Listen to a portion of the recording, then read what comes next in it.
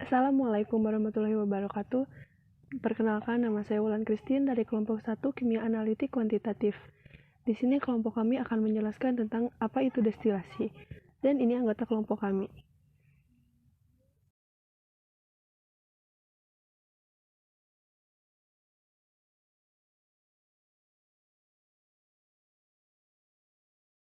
Nama saya Fida Rabiatul Adawiyah. Saya di sini akan menjelaskan tentang pengertian dari destilasi. Nah, destilasi itu adalah metode pemisahan atau pemurnian dari cairan yang mudah menguap.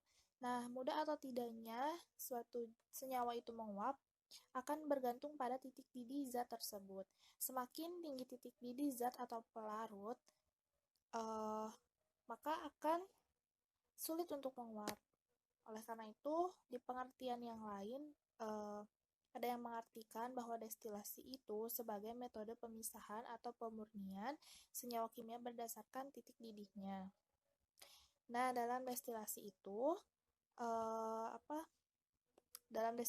pelarut yang titik didihnya lebih rendah, dia akan menguap terlebih dahulu. Uapnya itu nantinya akan terkondensasi atau didinginkan di dalam kondensor untuk diubah kembali dalam bentuk cairan sehingga nantinya itu tertampung atau terpisahkan dari campuran sebelumnya.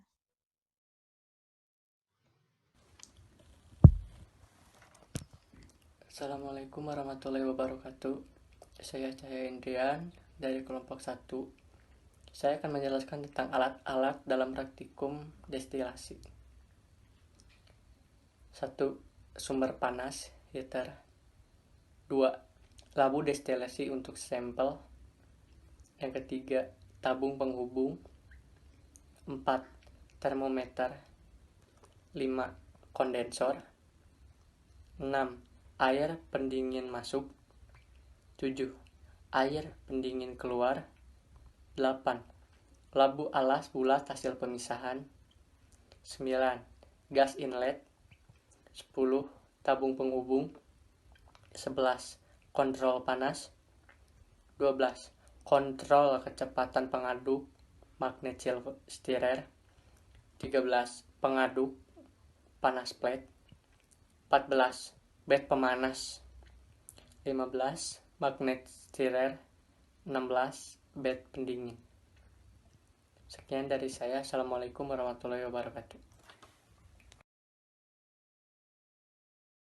Nama saya Agita Siti. Selanjutnya saya akan menjelaskan tentang destilasi sederhana. Pada dasar pemisahannya, perbedaan dari titik didihnya yang jauh maupun salah satu komponennya bersifat volatif.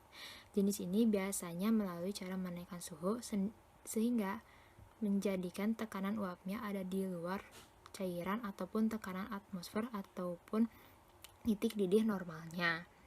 Jika campuran tersebut dipanaskan atau dididihkan, maka komponen yang memiliki titik didih yang lebih rendah akan menguap. Selain dari perbedaan titik didih, ada juga dari perbedaan korelatin, yaitu kecenderungan suatu substansi menjadi gas. Proses ini juga dapat memisahkan antara campuran alkohol dan air biasa. Fungsi dari destilasi sederhana yaitu untuk memisahkan larutan ke dalam beberapa komponennya atau suatu metode pemisahan bahan kimia yang berdasarkan perbedaan kecepatan atau kemudahan menguap. Prosesnya ini, campuran dipanaskan untuk mengubah komponen yang paling mudah menguap dari cairan menjadi bentuk uapnya. Lalu, kondensasi umumnya dilakukan dengan mengalirkan air dingin pada wadah kondensor untuk membuat uapnya menjadi cair.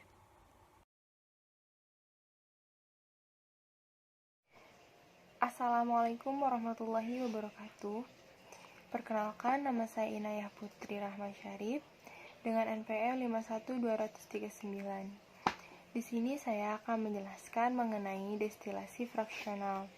Destilasi fraksional adalah proses pemisahan komponen dari zat penyusun suatu campuran senyawa larutan berdasarkan perbedaan titik didih dengan menggunakan destilasi cara bertingkat. Mengapa destilasi ini juga bisa disebut destilasi secara bertingkat? Salah satunya adalah destilasi ini juga digunakan secara bertingkat. Pengaplikasian dari destilasi fraksional adalah penyulingan minyak dan pemurnian reagen dari suatu produk. Prinsip yang digunakan dari destilasi fraksional yaitu campuran cairan yang dipanaskan akan menghasilkan uap. Uap yang akan dihasilkan itu akan bergerak ke atas tabung gelas yang disebut kolom fraksional. Kolom fraksional ini akan terjadi pemisahan, dan kolom fraksional ini ditempatkan di antara labu yang berisi campuran fraksi dan adaptor Y untuk pemisahan antara cairan yang didestilasi. Cairan yang memiliki titik didih rendah akan lebih mudah menguap dibandingkan yang memiliki titik didih tinggi, sehingga secara bertahap akan bergerak maju bagian ke atas kolom fraksional. Sekian penjelasan dari saya, kurang lebihnya mohon maaf. Wassalamualaikum warahmatullahi wabarakatuh.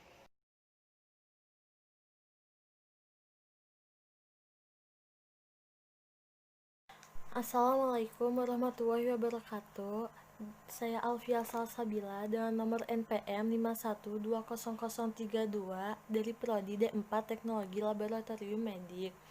Saya berasal di kelompok 6 dan di sini saya akan menjelaskan tentang destilasi uap. Dimulai dari pengertiannya. Pengertian destilasi uap adalah suatu proses pemurnian yang didahului dengan penguapan senyawa cair dengan cara memanaskannya, kemudian mengembunkan uap yang terbentuk. Prinsip dasar dari destilasi adalah perbedaan titik didih dari zat-zat cair dalam campuran zat cair tersebut, sehingga zat yang memiliki titik didih terendah akan menguap terlebih dahulu. Kemudian, apabila didinginkan akan mengembun dan menetes sebagai zat murni destilat. Destilasi uap adalah istilah yang secara umum digunakan untuk destilasi campuran air dan senyawa yang tidak larut dalam air dengan cara mengalirkan uap air ke dalam campuran sehingga bagian yang dapat menguap berubah menjadi uap pada temperatur yang lebih rendah daripada dan pemanasan langsung. Untuk destilasi uap, labu yang berisi senyawa akan dimurnikan, dihubungkan dan labu pembangkit uap. Uap air yang dialirkan ke dalam labu yang berisi senyawa yang akan dimurnikan dimaksudkan untuk menurunkan titik didih senyawa tersebut. Karena titik didih suatu campuran lebih rendah daripada titik didih komponen-komponennya. Dan ini adalah proses destilasi uap yang sebenarnya bertumpu pada 3 komponen utamanya. Yang ketiganya adalah yang pertama retor, yang kedua kondensor, yang ketiga pemisah. Bagian pertama retor. Pada bagian retor ini berisi bagian tanaman yang akan didestilasi atau tanaman yang memiliki senyawa kita inginkan. Yang bagian kedua kondensor. Air atau uap yang membawa hasil tadi nantinya akan didinginkan. Pada tahap bagian kondensor yang berbentuk tabung yang berisi spiral panjang-panjang itu yang berbentuk seperti tabung yang melingkar. Bagian terakhir, separator atau pemisah. Hasil dari kondensator yang tadi berupa 2 fase itu akan ditampung pada tabung separator ini dan akan bercampur. Walaupun nantinya perbedaan fase ini akan terlibat dan munculnya senyawa aktif atau zat yang diinginkan di bagian atas sedangkan air di bagian bawah. Dan di sini saya akan menjelaskan tentang proses menyusunnya atau menggunakan destilasi uap. Yang pertama, menyusun alat-alat destilasi uap. Contohnya, beberapa alat destilasi uap: pembangkit uap, labu sampel, pendingin Liebig, penampung destilat, dan juga adaptor. Ada juga yang lain-lainnya. Yang kedua, semua alat pastikan telah tertutup dan terhubung dan erat. Yang ketiga, zat sampel dimasukkan ke dalam labu. Yang keempat, jika sudah siap, lalu memanaskan labu pembangkit uap secara perlahan-lahan sampai mendidih. Kemudian, gunakan api yang besar sehingga uapnya masuk ke dalam labu yang mengandung zat sampel. 5. Hentikan destilasi jika semua zat sampel telah terpisah dan tertampung dalam labu Erlenmeyer sebagai penampung destilat. 6. Masukkan destilat ke dalam corong pisah. Dan di sini adalah bagian terakhir, yaitu ada kedua bagian, kelebihan dan kekurangan. Yang pertama dalam kelebihan adalah destilasi uap dapat digunakan untuk menguapkan senyawa-senyawa dan titik didih yang tinggi sebelum mencapai titik didihnya dan menggunakan uap atau air mendidih. Dan destilasi uap, ini senyawa yang dimurnikan tidak dikhawatirkan akan rusak, karena senyawa tersebut diuapkan sebelum mencapai titik didihnya. Berbeda dengan destilasi yang lain, contohnya pada destilasi sederhana atau destilasi bertingkat, di mana senyawa akan dimurnikan, dipanaskan hingga mendidih, sehingga hanya dapat dilakukan pada senyawa-senyawa tertentu yang tidak rusak akibat pemanasan yang berlebihan. Dan kelemahan destilasi uap adalah metode untuk menyaring senyawa yang sensitif terhadap panas. Jadi, proses ini melibatkan penggunaan uap menggeledah melalui dipanaskan dan campuran bahan baku. Di sini cukup sekian. Assalamualaikum warahmatullahi wabarakatuh. Baiklah, saya Desgita Ramadasani. Di sini saya akan menjelaskan tentang destilasi vakum. Apa sih itu destilasi vakum? Destilasi vakum adalah destilasi yang tekanan operasinya 0,4 atmosfer atau kurang dari sama dengan 300 mmHg absolut. Proses destilasi dengan tekanan di bawah tekanan atmosfer. Adapun fungsi dari destilasi vakum. Fungsinya untuk menurunkan titik didih pada minyak berat atau long residu sehingga menghasilkan produk-produknya. Dan cara kerja dari destilasi vakum yaitu dalam prosesnya long residu yang dihasilkan dari kolom CDU akan dipanaskan dengan temperatur 340 derajat Celcius. Selanjutnya, long residu dimasukkan ke dalam kolom HVU yang memiliki tekanan 0,4 atmosfer. Untuk mendapatkan tekanan yang rendah, maka digunakan bantuan ejektor atau kondensor.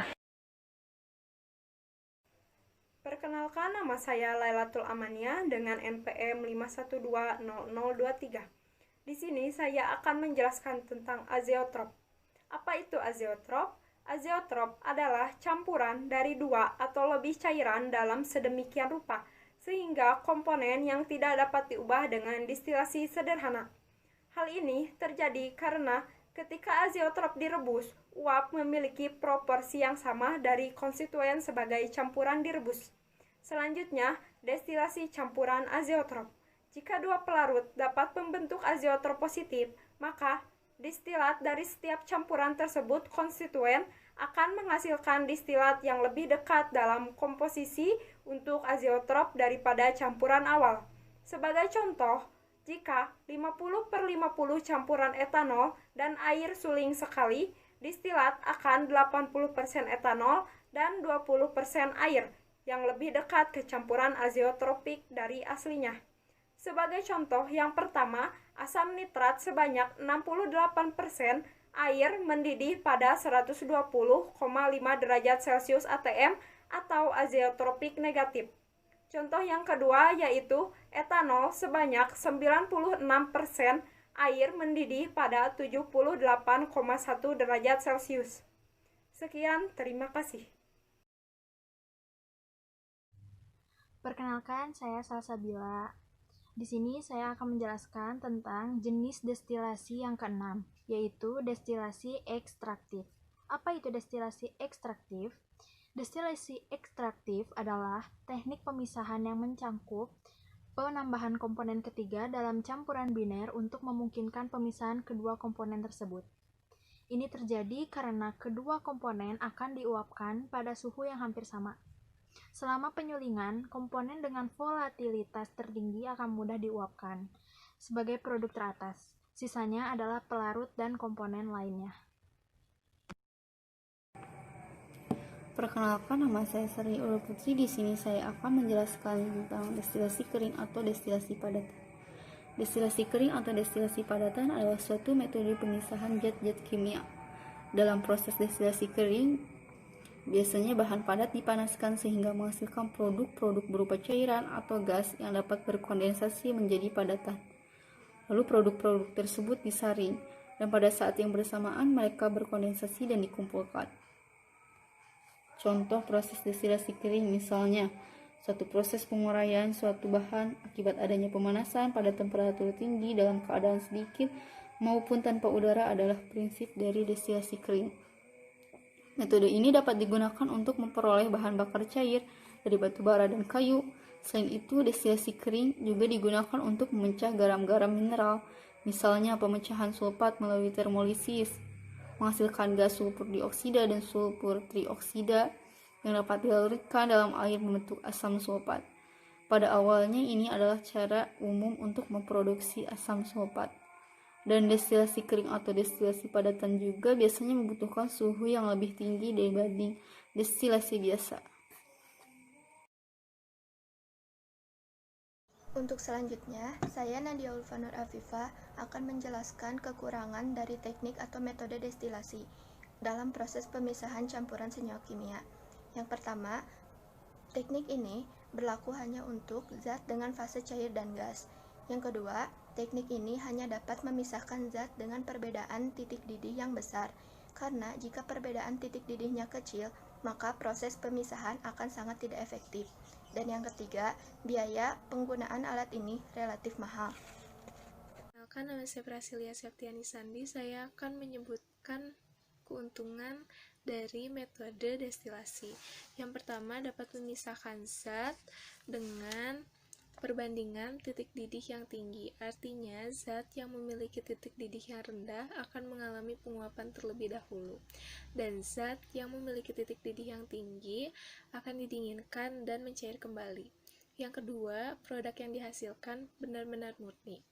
Artinya, tidak ada sedikit pun campuran larutan di dalam hasil destilasi tersebut. Sekian. Sekian dari kelompok kami, mohon maaf apabila masih banyak kekurangannya. Semoga bermanfaat. Wassalamualaikum warahmatullahi wabarakatuh.